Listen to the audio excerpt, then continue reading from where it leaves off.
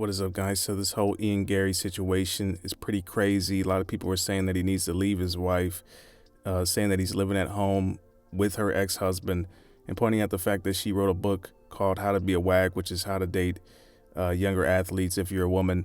And ironically enough, that's their dynamic in their relationship. Basically, she's older than Garry, and Garry's a young athlete. But Garry and his wife come out and basically say, hey, a lot of the stuff that you're hearing is BS. Good morning. Right, there's been a lot of shit being said online about me, my family, my personal life. All of it's fucking nuts. So my wife decided to clap back a little bit, give some truth to the story. And yeah, so look, my wife is the most intelligent person I've ever met. That's why I married her. That's why I fell in love with her. She's fucking awesome. Now, if you think you're gonna talk about me or my kids or my team or my family and me and her not clap back, then you're fucking nuts. Listen to what she has to say. So, some content creators and MMA media are having a fucking field day on my private life, and seeming as content creation is, you're not the only ones that make content. I thought we'll have a little chat about this. Let's have a little talk about it, because this ain't my first rodeo.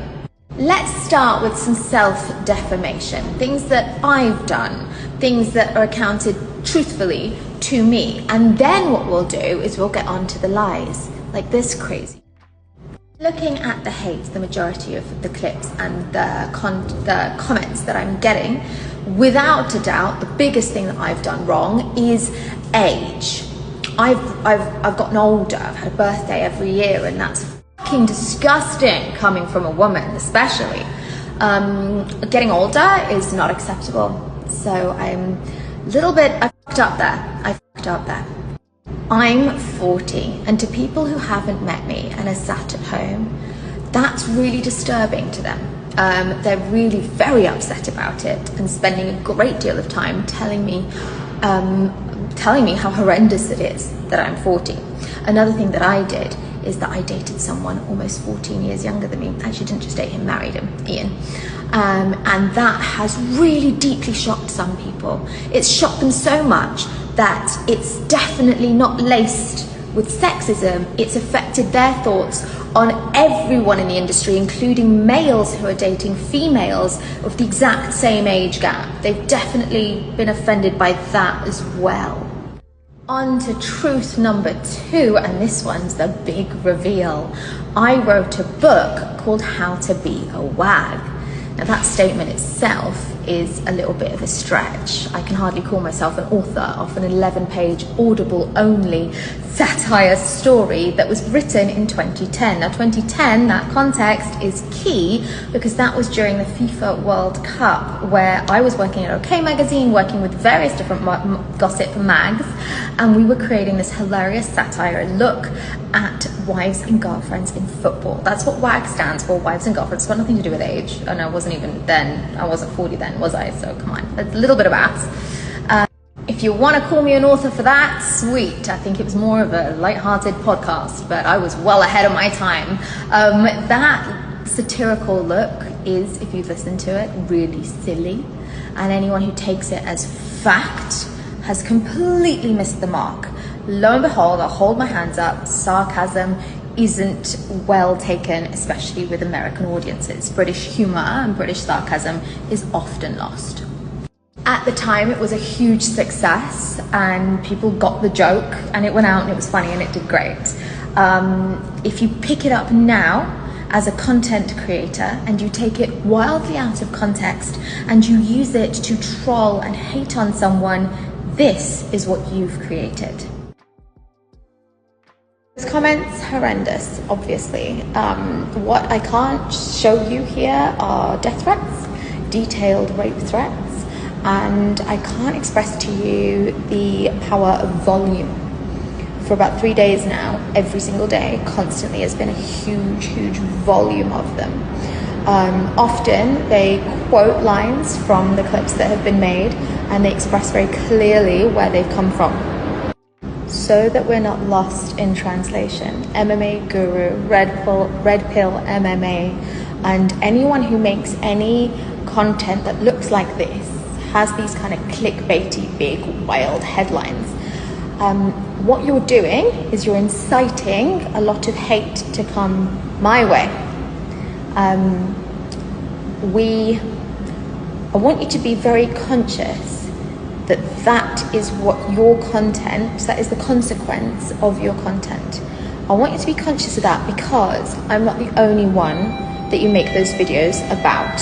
And if you haven't already heard about Caroline Flack, if you have, like, have we learnt nothing? If you hadn't, you need to read about her. So that's what happens when true things are taken completely out of context and used in a hateful way. Imagine then when you talk absolute shit. Some bullshit things that people have been saying, that my ex-husband lives with us. No, he doesn't. And no, he never has. You're just making that up, inventing it completely. The idea that my current husband Ian took my ex-husband's name. Wild. I'm pretty sure most of you listening to that going, surely not. Surely nobody believed that. And a lot of the things I saw were people saying, this can't be true. You know, when it feels like it can't be true, it's probably not. The fact that people then said it with authority, like it's a news story, wild. It's stupid and it's a lie. Right, I need to be done now because I'm hungry, and I know that you guys like to make content, so if I was to at least spread it out in the week, you can make a clip now and then make another clip tomorrow and then take this wildly out of context. Chances are you're not going to let this sit, nor would you have the courage to make a clip that says, fuck it, I was wrong. Chances are you're going to take one line of something I've said somewhere along the way, take it wildly out of context and make a video laughing at me and inciting more hate. Either way, I've said my piece. Some of it, I haven't said it all. I need to do some more, see how I feel tomorrow. And we are enjoying our lives, having fun. We're healthy, we're strong, uninjured, which is always a win in the MMA world.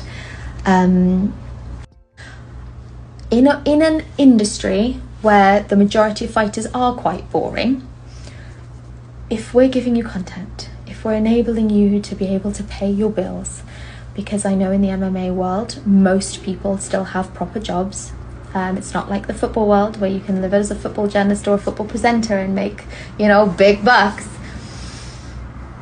If these clips are helping you, and me posting again just gives you an opportunity to react and go with your wild ways, then all I can say is you're welcome.